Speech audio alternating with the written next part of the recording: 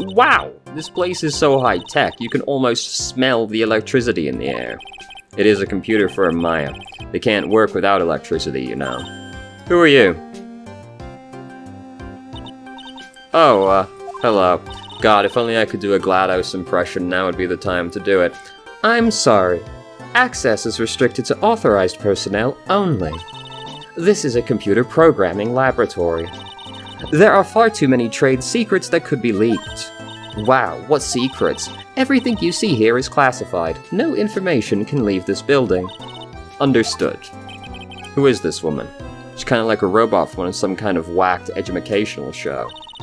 My name is Lisa Basil. I am the company director. Director? She's human? She seems more like a ghost in the shell. Good reference, brother. Very, whatever. And that thing over her eye, is that the same device as Glenn Elg's?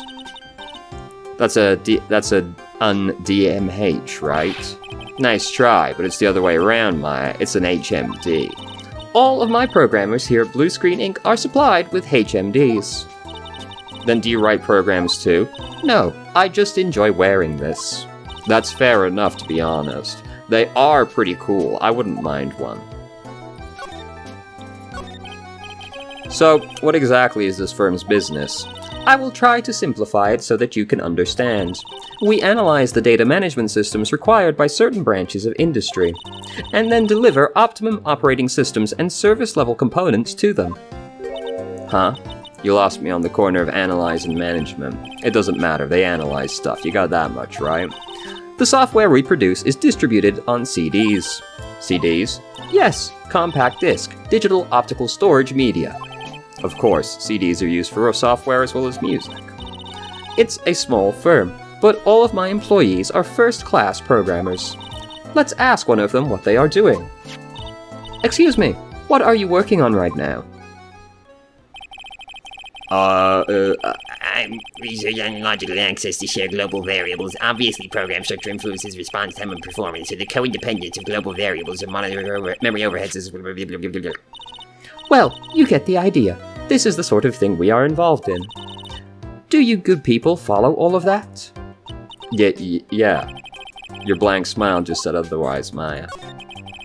You know about what happened, right, Miss Basil? You mean about Glenn being poisoned? Yes, I know. It's terrible. Can you tell us anything that might be helpful? I don't think so. A police officer was here earlier too. But I couldn't tell him anything either because... the waitress who committed the crime has nothing to do with Blue Screen Inc. Oh. How about Mr. Elg's desk? Have you cleared it out already? No, not yet. It's that one, right in front of you. If there's anything that might be useful to you, you are welcome to take it. I guess there might be a clue here somewhere. So, would you like to tell me something about Glenn, though? About Mr. Elg. He was a top programmer. I would even say he was a genius. But he did suffer from one or two bugs in his personality. Oh, like what? He was a bit of a loser, a real manlet, if you catch my drift, a true waste of human flesh. Perhaps that would be the best way to describe it. That's what got him into trouble. What's the matter? He was a top programmer. I would even say he was a genius. So he was really no trouble at all. A model employee. Hey, wait a minute. Just now you said something about him being in trouble. We gotta find out exactly what this trouble was. Hey, does my man enjoy a bit of gambling by any chance? Wow, look at this mess. Looks like they're all betting tickets. What kind of betting tickets? For betting on which horse will win a given race. They're horse racing tickets. Oh wow, his drawers are stuffed full of these. Looks like they're all losing tickets though. This many tickets would get you what? $1 down the recycling center? Well, I didn't know you were so hard up you'd try to profit from the dead, Nick. I'm just taking them as evidence, Maya. Whoa, look at this desk, Nick. What a mess. Looks pretty average to me. But you can't get any work done with everything all over the place like this. You think? Real whiz kids can work under any conditions, you know.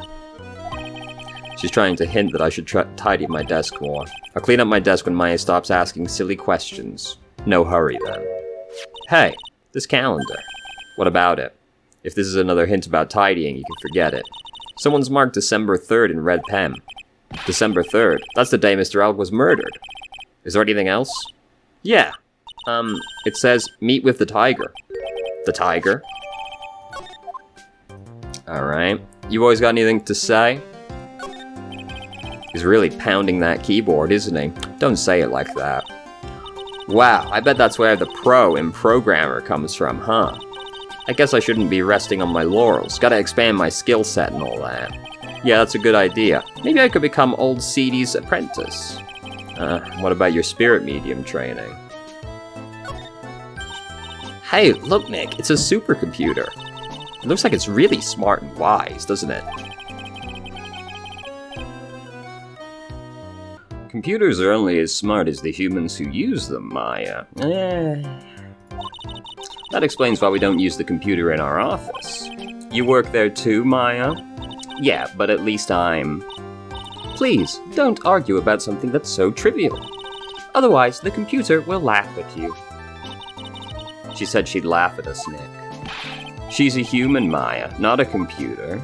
Are we sure about that? Alright, so... about Mr. Elg. Was he in some kind of trouble? I'm sorry, why would you think that? I thought you said something about it just now. You said he got himself into trouble because he was a bit of a loser, a manlet, I think were your exact words.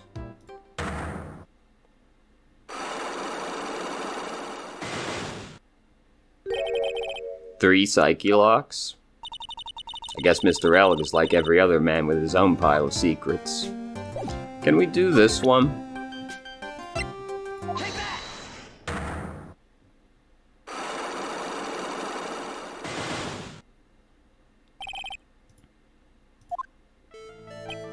So how about you tell me what kind of trouble Mr. Elg was in? I'm sorry, sir, but we don't deal with troubleshooting here. Perhaps you'd like to speak to someone in customer service. What's she talking about? I guess I better take a shot and see where it gets me. Miss Basil, let me ask you something. Did Mr. Elg's troubles have something to do with this? Perhaps the pile of horse tickets? What is that? A bunch of horse racing tickets, all losing ones. With that many tickets, you could get $1 at the recycling center. You good people are very, very bad.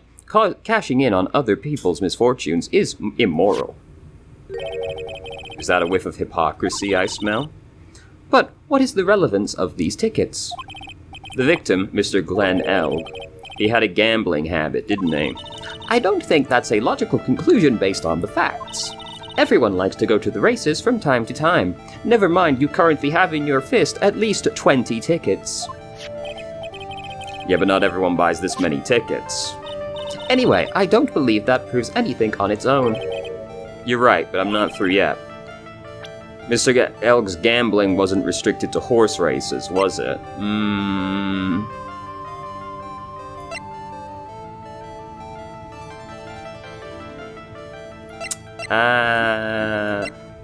Lottery ticket? The lottery, horse racing. He bought a lot of tickets and lost a lot of times. That's gotta have hurt his wallet pretty bad, don't you think? Maybe bad enough to be the cause of some pretty serious trouble, perhaps. No! You are right, Glenn did have a gambling habit. You good people must not follow his example, do you understand? Trust me, even if I wanted to, I don't exactly have the money to buy any. That does not stop people that have gambling addictions. But if you win, there's no problem, is there? You know, you're right. And Glenn had a winning ticket, didn't he? For $500,000. Yeah, but... It's hard to imagine how he could have been in trouble then, isn't it? Except that he got that recently and never actually used it. It's true Mr. Elk won $500,000 in the end, but that was his first stroke of good luck. He was in deep trouble before that. Deep trouble? What do you mean? Mr. Elk's real problem was with someone or something more terrifying and ferocious. The one and only Furio Tigre. Furio Tigre, the boss of a loan office called Tender Lender. Tender Lender? People with businesses should think harder before naming their offices. Like you're one to talk. Well, what do you think? Our firm is doing very well at the moment. I don't think we need to borrow money. Sick deflection. No, I mean about Mr. Elg. You think Glenn had something to do with Furio Tigre? Yes. I'm sorry, I don't know of any connection between the two of them. Really, because I've got proof. It's right here. Furio Tigre, aka the Tiger, is the boss of a loan office called Tender Lender. This is who Mr. Elg met on the day of his murder.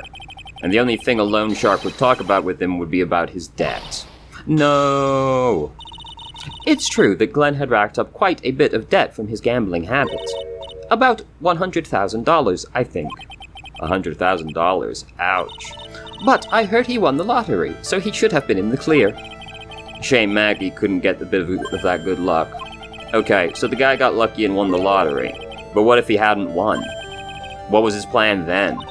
Well, that isn't easy to say, but he said he would use his talents to repay the money. His talents? I suspect he was talking about programming. Well, what computer program is worth $100,000? Perhaps you good people should leave so I can get back to my work. I'm so close to cracking her. The program in question was, if by any chance, this? Really? Oh, come on.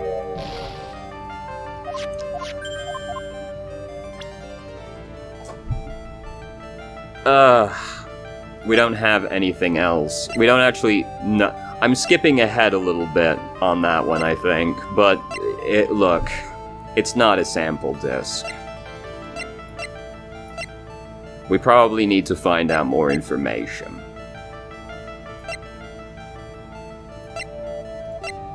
Well, it's also written in here. Will this work? No, I didn't think so.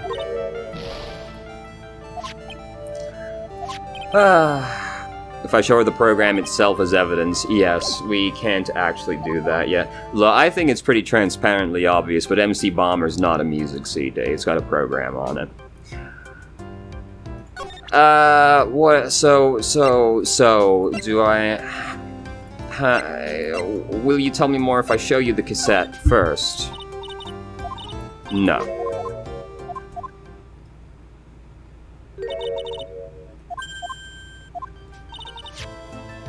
Wait, was that actually right? I kind of just expected that to be wrong. That data is admin restricted desktop super admin restricted desktop access password protected. What? This is madness. No, Maya, that is Sparta. Oh, what a joke. She won't tell us when we say the right code word. A code word. Sesame. It's not Sesame, that must be her mother's maiden name. That's how it always is. You know, it threw me off because it just kind of kept going. It was a really weirdly long rejection thing. I showed you Glenn, right? About Mr. L. He was a top program. Yes, I did. Sorry, I took a little break in between. I couldn't remember exactly what I'd said. Alright. Can we do you yet?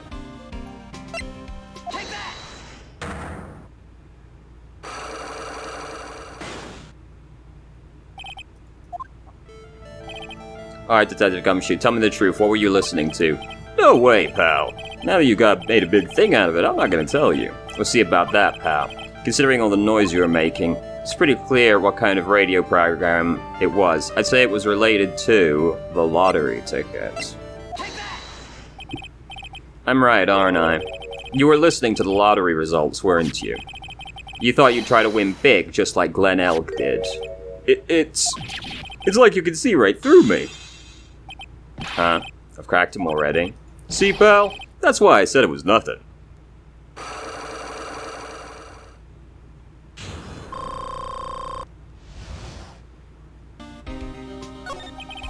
I'm usually pretty lucky, so I figured I'd give it a try. What's with everyone in the lottery? So, how did it go? No, won 50 cents. It'd be better to win nothing at all than half a lousy buck. I was so mad. Yeah, I know the feeling. I bought the same kind of ticket as Mr. Elk, see? They've got this special radio show where they announce the winning numbers. They even do the drawings live on the air. It's intense, pal. I bet that's what Mr. Elk was listening to on the day he was killed. Yeah. What time is it now? It's just after 1:30. I know the lottery results are always broadcasted at the same time. Yeah. Look, I got this flyer when I brought the ticket. Millionaire radio? That sounds cool. I want to try it, Nick. Then buy a ticket, Maya, with your own money. Well, I'm gonna head back to the precinct now. We got a big meeting starting in a bit. About Maggie's case, you mean? No, that's pretty much wrapped up now. There's another big case going down at the moment, so she's been pushed aside. Okay, we'll see you later then. Bye!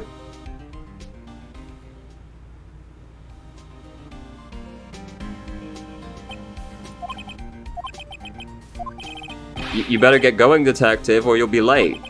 Actually, I kinda got a favor to ask. It's a big one. A favor? Yeah, it's for, Maggie, actually. I was kinda hoping you'd give this to her for me. What is it? It's a lunchbox. Can't you see by all the fucking food in it? I got up early so I could make it. I've been real worried about her. She looked like she'd been lost a lot of weight. Detective Gumshoe. How many weenies are in here? There's not a person on earth who could down this much meat. Please. You know not of which you speak. I could easily take that much meat. I wouldn't even break a sweat. You think? I love weenies. Can't get enough of their tender juiciness. So you give it to her? It took me ages to make, so please say you will, pal. Can't exactly say no, can I? Maybe I'll eat it myself if I get hungry. Don't forget, okay? I'm counting on you to give that to Maggie. He's finally gone.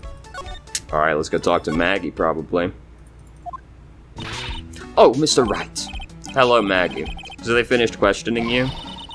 Wasn't it just unbelievable in court today, sir? I'm gonna stay up all night and blog about everything that happens. Weren't you scared? It was pretty touch and go in there. Yeah, but you totally nailed that old man. Well, he was all over the place with his testimony. He's not the only one. Huh? What do you mean? Everyone else's testimonies didn't match up either. Not with what I remember of the incident, anyway. Is it possible she's the one misremembering things? Hold on. Have some weenies. Apparently it's more meat than any could handle, but I doubt this. Oh yeah, I got something you're gonna love. Really? What is it? A lunchbox just for you. Here. Behold, the weenies. A lunchbox? Weenies, too? I can't believe it. Thank you, sir. Did you make this first for me, Mr. Wright? Nah, it was Detective Gumshoe who else would make such a nice lunchbox for you? Detective Gumshoe. He's really worried about you. Looks like he put a lot of effort into making this, too. Yeah, man. Plain white rice and a bunch of weenies. I can't accept it. Detention center rules. No gifts allowed. Hey, come on, Maggie. Don't be like that. That guy can't move. He doesn't even leave at night. What's he gonna do? The rules are the rules. They'll lock you up if you break them. Somehow when an ex-cop turned waitress says that, it seems whole lot scarier. No, it doesn't. What the fuck are you talking about? And anyway, I hate weenies. She's gay? Damn. Really? It's all yours, Maya. You can enjoy it with Mr. Wright. But she's right. It's better than letting it go to waste. But I guess so. Well, how was it? That hit the spot. I love weenies. Oh, good. I'm glad I gave it to you then, sir. Great. Maggie, you know how you said that everyone else provided testimonies that doesn't match up with what you remember? Yep, there are just so many things that don't seem to add up. The biggest contradiction is the other guy I saw at the victim's table. He was the one who slipped something into the victim's coffee. I'm sure it was him.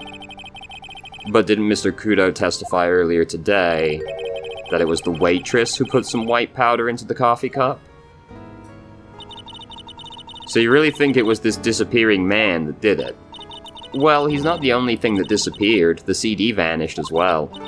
You know, the CD with the writing on it? Oh yeah, the MC Screwdriver emblem, right? Emblem? Album. It was MC Bama. Maya. That name was scrawled on the sports paper as well. They never did find that CD at the crime scene, sir. Or the victim's medication. That's gone missing too. Ouch, my head. This is getting way too complicated for me. It definitely... I remember so little about this case. It definitely has to be some kind of weird seating arrangement, doesn't it? It has to be that they weren't sat at the tables we think they were. Because you have to reconcile a lot of strange things that just don't seem possible otherwise. You said you passed out when the victim, Glenn Elg, collapsed, right? Yes, it's so embarrassing. I mean, I used to be a cop. When I came to, the restaurant was buzzing with police, and before I knew what was going on, they arrested me, sir. So between the time the victim collapsed and the time the police arrived on the scene, you have no idea what went on at Tribulations. No idea at all. Why, is it important, Mr. Wright? The other witness, the old man from the park, was pretty much chased out of the picture. Chased out of the picture? What do you mean? Old Seedy wasn't inside the restaurant because he was told to go call the police. Exactly. And you, Maggie, were unconscious. That means Mr. Armstrong was alone in the restaurant for a brief period of time. No. You don't think Mr. Armstrong set me up, do you? Well, he probably didn't want to. We already know he's in T. Gray's pocket. So, like, if T. Gray wanted him to do something, he would have done it. When you consider the facts, it's hard to imagine Mr. Armstrong isn't involved in this at all. Grr, it's like the master biting the paw of the dog that feeds it. Do I have a fucking stroke? What the... Are you sure about this, Mr. Wright? Well, the old man said as much when we spoke with him earlier. I don't know, the things the old man say don't add up for some reason, sir. Maggie looks like she's trying to figure something out. Maybe we should ask Maggie what she knows about old Seedy. Yes, and for some reason I must present this even though you could just add it straight in there. I feel much better after the trial this morning. I've been a bit of a courtroom proceedings addict for years now. It feels like forever since I saw a witness as slippery as that old man. Slippery is not the word I would use to describe him. He's not really that bad of an old man, though. I don't see eye to eye with either of you. Still, I feel a bit uneasy. Huh? I thought you just said you felt much better. Maggie, if there's something on your mind, you've got to tell us. Especially if it's anything to do with Mr. Kudo or his testimony. Roger, I'll spill it all and see what you make of it. Is there anything about Mr. Kudo's testimony that stood out as odd to you? Actually, yes. The fact that he was even testifying to begin with doesn't quite what? Well, when I took the coffee over to the victim's table... It's true there was another customer in the restaurant. Yeah, we know that already, it was Victor Kudo. But I can't really say it was an old man. Okay, then how about calling him a really old, middle-aged man? No, age isn't the issue. The other customer was a woman. A woman? Are you sure, Maggie? Well, I'm not 100% sure, but I think so. So what did this woman look like?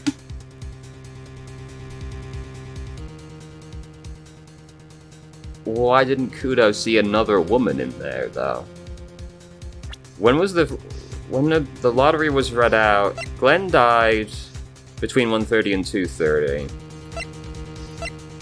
That was read out at 1:30.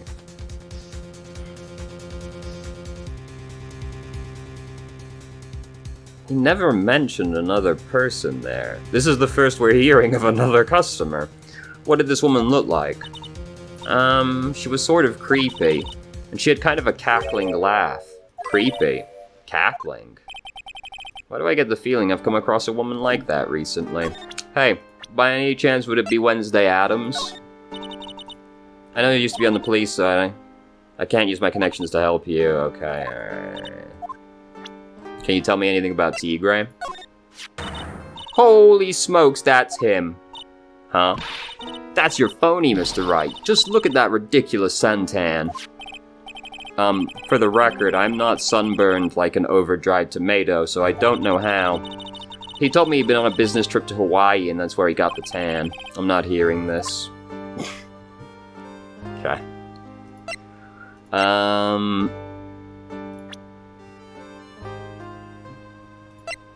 Let's see, what could we ask you about?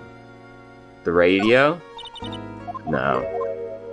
Is there anything else? Oh, Trabian matches?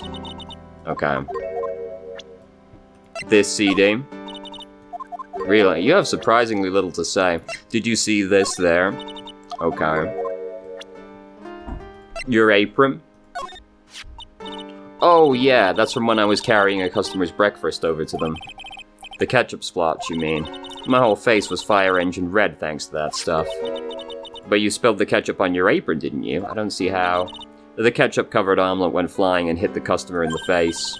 Oh, talk about a tomato-red face. Wish I could have seen it myself. Yeah, I guess it was kind of a sight to behold. Alright, that wasn't helpful. Do you have anything to say about the lottery? Okay. The teacup? That's the cup I took over to the table, sir. But I didn't put anything in it.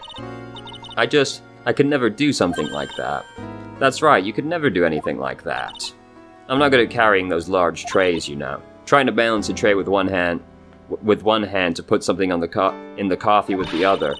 That's just asking for trouble. I'd drop something for sure. That's right. Is she expecting me to claim that she's too clumsy to have committed the crime? I'd buy it, to be honest. Have you seen this bottle before? Potassium cyanide. I've never heard of that poison before in my life, sir. I just don't believe that.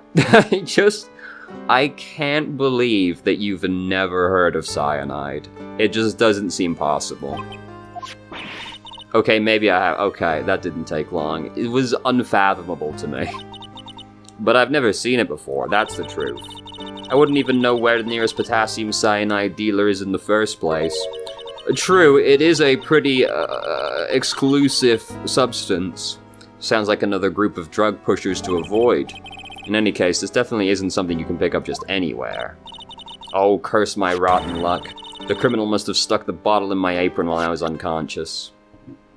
I still haven't gotten that other bottle back from Gumshoe yet, so I can't ask her about that. Do you have anything to say about the crime scene photo? Okay. Well. Nothing else opened up? Well. Maybe we can talk to Gumshoe now? The main server just went up in smoke. Why the heck isn't the press conference set up yet? The superintendent's here already. Yeah, and then there's a problem with the internet too. I already told you to stop using your computer, Chief. But I'm watching videos online. I'm catching up on my Asian soap operas. Dude, I fucking feel the Chief. You know, I don't watch Asian soap operas, but bro, I fucking feel you, brother. It's gonna have to wait, Chief. I'm throwing the switch. No, just when some young guy was about to confess to his son's hot-to-trot girlfriend. What the fuck does hot-to-trot mean? Hold on. Let me bring up the old internet browser. Urban Dictionary. What the fuck is hot-to-trot? Hot-to-trot. Ready and willing to have sex. I mean, fair enough then, you know. I guess that makes sense. I've just never heard that before. Well, I guess I have. I played the game before, but it didn't stand out to me then. Wow, this place is really buzzing. Something must be going down. Something really big. Huh? What are you doing here, pal? Oh, I had nowhere else to go. Detective Gumshoe. You can't be here right now. You'll be roped into the briefing if you stay. Huh? We got big problems here today. Why? What's going on? It's a virus! A virus! A virus? There's a virus ripping through the Princeton's computer system. But I really need to ask you some questions. Hey, can you just tell me that it's called MC Bomber real quick? So what exactly is a computer virus, Detective Gumshoe? I don't know. What? Look, I just go with the flow, alright, pal? And here I thought detectives were supposed to be somewhat knowledgeable. What's with that face, pal? You think you know what a virus is? Well, Nick, do you? A computer virus, sure. I mean, only in simple terms, of course. Really? Wow, you know everything, Professor Nick. Yeah, I'm gonna call you Dr. Wright from now on. Hey, that sounds pretty cool. Don't you agree, Dr. Wright? Why do I get the feeling they're making fun of me? Okay, fine, I'm no expert, but I can at least explain the basics to the two of you. A virus is a program that gets inside a computer and causes damage. Not necessarily, but... Damage? You mean make the machine go boom and explode? Yeah, it implants some petrol in there, you know? No, the damage is, well, it's all internal. So the inside goes boom, right? Imagine all the case data you've got stored on your PCs here in the station. A virus could wipe all that out. That's the kind of damage I'm talking about. Whoa, that's scary. Yeah, and what's even scarier is that viruses are infectious. Wow, fucking incredible text box right there. That's a really good one to clip out of context and just post. Infectious. Most computers are connected together on a network, right? A virus can move from one machine to the other over the network. So, we're having to establish, you're going through a lot of steps to make sure that the audience knows what a computer virus is. I wonder why. So the virus just keeps spreading faster and faster. Just like a real virus, huh? But Nick, why would anyone want to make a program like that?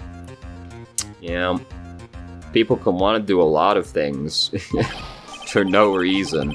Yeah, it takes ages to type in all that data. Why would you want to destroy it, pal? No, people don't infect their own machines. They send the virus to someone else's. What? That's horrible. I like how they were both under the impression a virus was something you give to yourself throughout that whole explanation. Oh, I get it. It's like you sneezing on Mr. Godo so he catches a cold. Right, and he wouldn't be able to turn up in court because he'd be too sick. You really shouldn't do stuff like that, Nick. It's wrong. Who, what, where, when, and why did the conversation jump to talking about me? Anyway, that's what a computer virus is. A bad program that causes damage. And all the different viruses have names, right? I kind of feel like I've heard the name of the virus we got somewhere before. And I feel like I've heard of it before, too. Well, let's ask about Tenderlender first. Okay, I'm only going to say this once, so listen up. Yes. No matter how poor you get, never borrow money from a place like this, you hear? Okay. If you got money trouble, just go on a diet of instant noodles and hang in there. Way ahead of you, brother. I haven't pooped in weeks. We're not talking about borrowing money, detective. We want information. Oh, is that all? Well, let's see. Tenderlender is considered to be even fishier than the average illegal loan shark. Oh, really?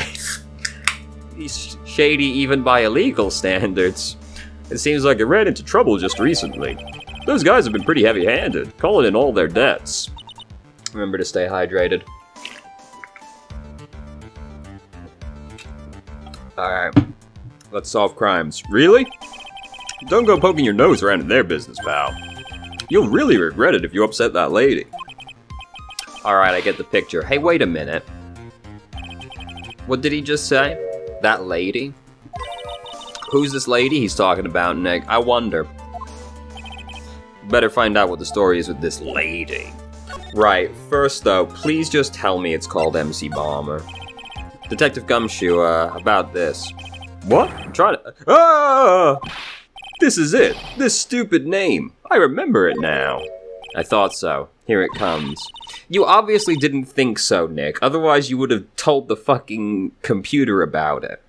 Don't just nod to yourself and keep me in the dark, Nick. What's going on? It's okay, Maya. You don't have to cry about it.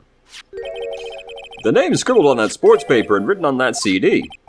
That's the name of the virus, MC Bomber. What? Yeah, the virus that just infected every computer in the station, pal. It's MC Bomber. Can you give us any more details, please, while I have the menu open? That's the girl who works over at Tenderlender. You want to stay away from her, okay? I mean it. She does look kind of unforgiving, doesn't she? That should be the least of your worries, pal. What's that supposed to mean? What could be worse? Her name's Viola Cadaverni. She's the only granddaughter of Bruto Cadaverini. Bruto Cadaverini? Oh, Cadaverini. Ah, cadaver. Ah, I see. Do you know who that is, Nick? Never heard of him. Bruno why am I? Whatever. The head of the Sea family. The Seas? That's one scary sounding name. We can't touch them. They're way too powerful for the police. But you're thinking of taking them on, aren't you? No, I don't remember ever saying I was going to. I better get some more info. I'm not sure if I really want to get involved in this, but who are the Cadaverinis? Who are they? A scary bunch of people, that's who. And you're a cop and you're scared. What's that about? I don't know, ma'am. Seen a lot of cops that aren't very brave.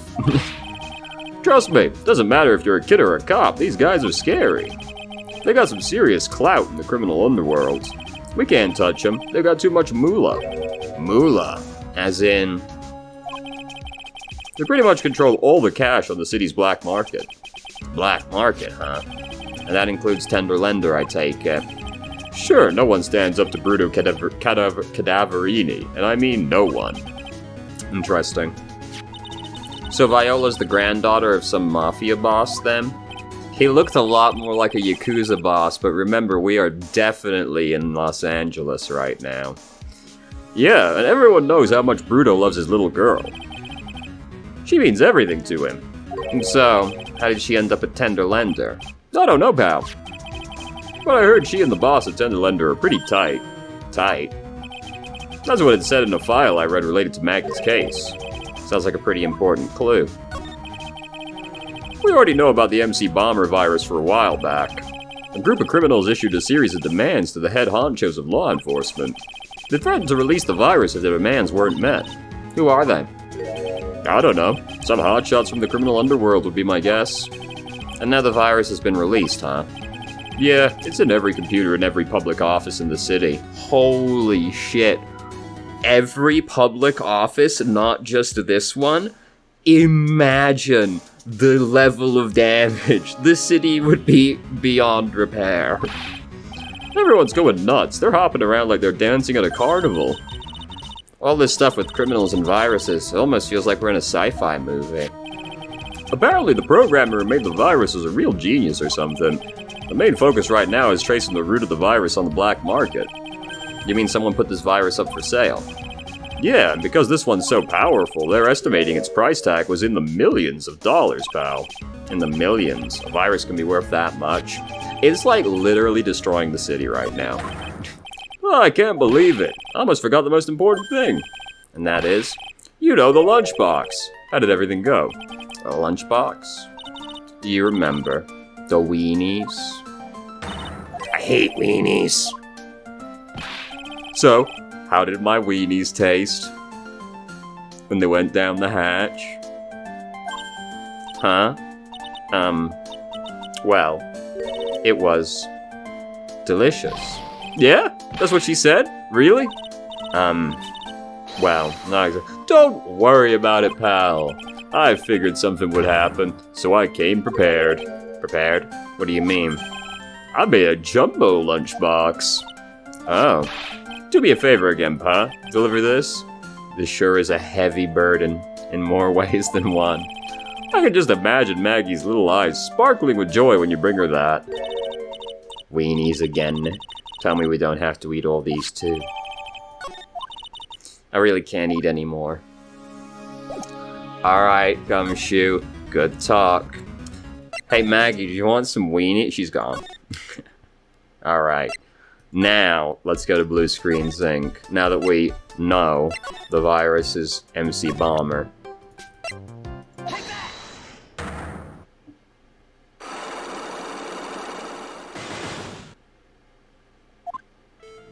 Now I gotta go through the whole fucking dialogue tree again. Oh, behold, look, tickets.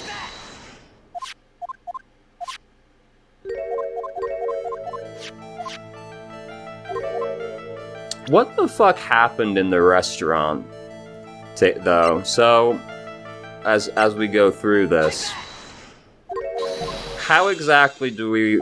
reconcile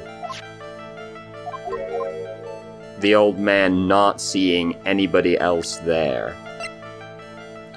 That means that the woman has to have been there after he left the restaurant, right?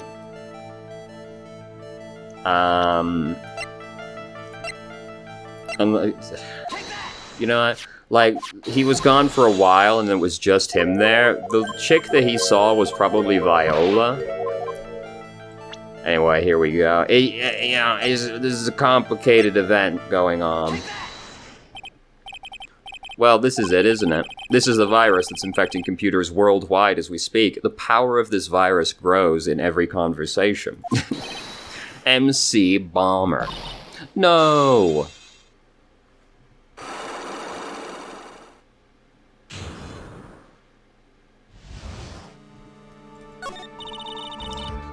Glenn's head had more processing power than any computer, but it had been infected with a gambling virus. Glenn was in too deep. You mean he was in debt? Yes, $100,000 in debt, not an easy amount to repay. So, he said he was taking on some extra work, something a bit risky. Risky? How? Maybe he was going to become a waitress at Tribulations. Where do you come up with these ideas? So it's safe to say Mr. L was the creator of this virus, huh? The MC Bomber virus? Yes. It was a work of genius, in a bad sort of way, of course, but still genius. Something like that would probably fetch several $1 million on the black market. Inconceivable. Gumshoe was right for a change. This date, December 3rd, that is marked on his calendar. That was the deadline for his repayment of his debts. I guess we won't be needing these horse racing tickets anymore. Thrown back on the floor. Use the trash can, Nick. True, to be honest. So, what did that update the case to say exactly? Potentially worth millions of dollars, okay. So... do you want to tell me anything else about MC Bomber? Okay, no. So, it's just Viola's Psyche Locks left now, right? I don't think there's anyone else to talk to anymore. We did you. We asked you everything else. Okay. Can we do this yet?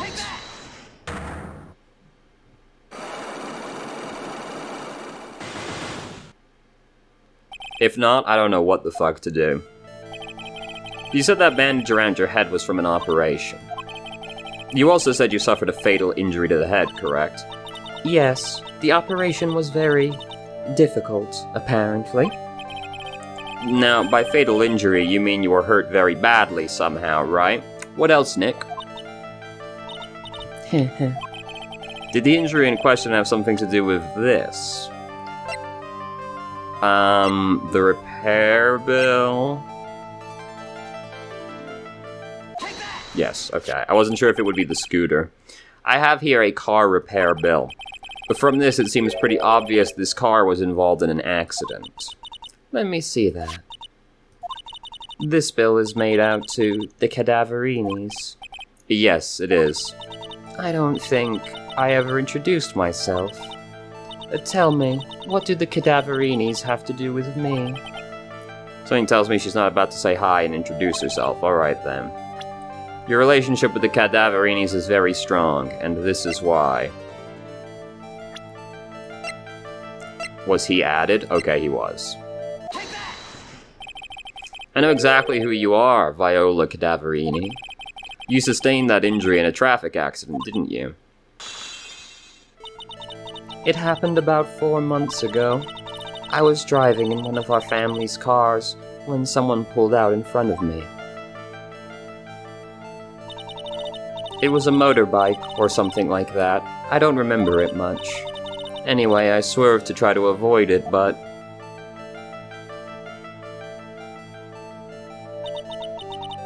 I took a blow to the head. A bad one. My immersion has been shattered, because the implication becomes that she had a car crash with a bike, and somehow The person on the bike was perfectly fine, but she in the car nearly died. Seems a bit unlikely to have happened. I can imagine. So what happened to the person on the bike? I'm guessing they didn't get away with injuring Viola Cadaverini, right? I don't know what happened to them. They ran away, or so I heard. Ran away? If they'd stayed, I'd have. Is it possible? Could the person who committed the hit and run have been? Committed the hit and run? He was in a fucking bike. You're on a bike. What do you mean, who committed the hit and run? Who ever heard of a motorbike crashing into a car being the one who committed the hit and run? It was this man, wasn't it? He was the cause of your accident. It wasn't Don Tigre. I refuse to believe it. We collided, the motorbike and my car. But Don Tigre isn't injured at all, is he? It was the tiger who caused Viola to crash. Plus, one of her locks just broke, so she must suspect it was him, too. I'm sorry, Miss Cadaverini, but I have proof that the tiger was involved in a traffic accident. It's the bike itself. Behold, its scuffedness. It's not exactly a motorbike, but Mr. Tigre rides around on a scooter, doesn't he? And you'll notice the front wheel guard is badly damaged, as apparently he had a hit and run with a car. Miss Cadaverini, you know the truth, don't you? This repair bill was paid by Furio Tigre. The Cadaverinis have known for ages who caused the accident, haven't they? It's possible, perhaps. Somewhere inside of me, I know that may be true. I knew it. But Don Tigre still saved my life. The operation was very complicated. It was very, very expensive. How much are we talking? Very, very, very expensive. She seems kind of hesitant about giving an actual figure. I should back off. Well, anyway, it was the tiger who paid for it, right? After I recovered, Don Tigre told me. He said he paid for the operation because he cared about me. I believe him. Really? Do you honestly believe that to be true? Do you want to know what I think? I think the reason he paid for the operation wasn't because of you, but someone else, probably, you know. Perhaps I shouldn't be saying this, but your grandfather, Bruto Cadaverini, controls a lot of dubious cash, right? And you're his beloved pride and joy. Sure, I don't know exactly how much the operation cost, but if you weren't the granddaughter of Mr. Cadaverini, do you think Mr. Tigre would have paid the money? $1 million.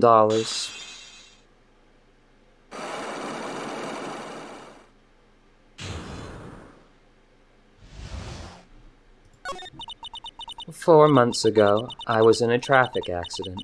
That's why I needed the operation. When I woke up, they told me it was nothing serious, a simple procedure. Oh, really? Well, I guess if she recovered in 4 months, it couldn't have been too big. I don't know. They said the operation cost $1 million, which is honestly probably lowballing the American medical system. $1 million? Ma'am, come on. This American medical care? This is not a lot of money. My grandfather ordered Don Tigre to pay $1 million in compensation. Compensation, huh? It's underworld lingo for paying money to settle a score. Seems really hard to imagine he wouldn't have just killed Tigre, though, doesn't it?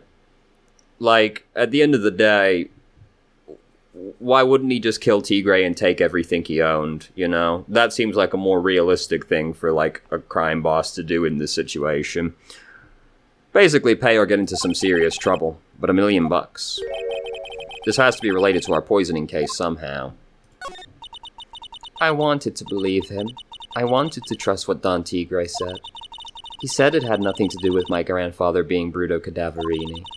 I wanted to believe he helped because he cared about me, not about my grandfather. But I knew that wasn't really true. Wow, I'm so sorry. What he did to get the money it was evil. Are you condemning him for doing something evil? Excuse me? He said it was all for me, so I helped him. You helped him? In what way? Here, take these. What are these, medical papers? I'm Bruto Cadaverini's granddaughter. He had to pay compensation. He was made an offer. He simply couldn't refuse.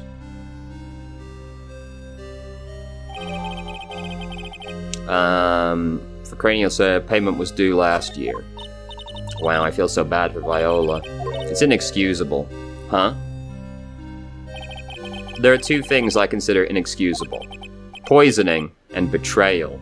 Why poisoning? That seems so arbitrary. Only a coward would hurt people using either of these tactics. Is everything alright, Nick? We should get going. Right after we finish our espresso. Yeah. I won't need to convince Viola of anything else, so guess I can get rid of this. Alright, did we still have to talk to Armstrong? Bonjour, I've been waiting for you to return. Mr. Armstrong.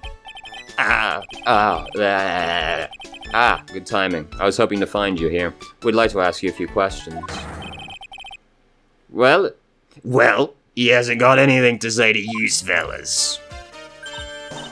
It's Ginny up. Who you calling Zin, you? Come out from under the table already, mate. Okay, hand it over. What? Yous wanna play games with me? I don't recommend that. The medical papers, now. I think he wants Viola Cadaverini's papers.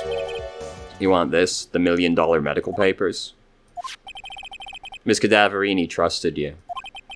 That's why she said that she helped you. Forget about it.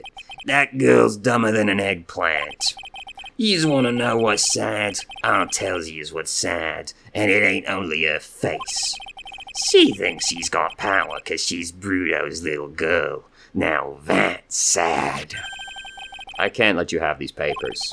Tomorrow in court, I'm going to expose what you did to get the $1 million to pay this off. Are you crazy or something? I don't care if you want to give it to me or not. There's two of us here. You got that? Two. We, Mr. Armstrong. Forgive me. Désolé, I cannot argue with him. Ugh. That really hurt. Is that all you's got? I'll be taking those papers now. Armstrong, get that lawyer. Wait. Don't take it too hard, Phoenix Wright. That was so stupid. I shouldn't have let my guard down. Yeah, this exact thing has happened to you once before. Those medical papers were vital evidence. Hold it, pal. Detective Gumshoe. Detective? You think he's gonna stop me, copper? Beat it. Wah. Whoa. Come on, Gumshoe, keep it together. You guys, get out of here. Leave this guy to me. But go, pal, and take this. If you get hurt, who's gonna look after Maggie, huh? Alright, thanks, Gumshoe. Wait, Nick, don't leave me behind. I'll get even with that guy tomorrow. In court. Tender lender is going down. Alright, well, that went well, I'd say. Phoenix just can't stop showing evidence to people he knows to be evil. You know, like, what a guy. Fucking never learns a thing, no matter how many times he gets punished for it.